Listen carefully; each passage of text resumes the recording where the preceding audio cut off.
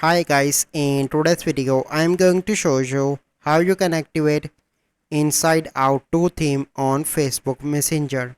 So the first step you need to do is to open Play Store and search for the Messenger, and you need to update your Messenger application first. Once you done that, you need to go back and you need to open Messenger application.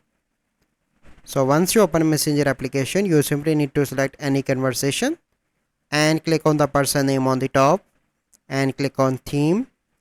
From here you need to select Inside Out 2, click on select again, and now you can see that this theme is activated for this conversation. So this is the process. I hope you find this video helpful. If you find this video helpful, must like this video, subscribe to our YouTube channel for future videos. We'll see you in the next video. Thank you. Have a good day.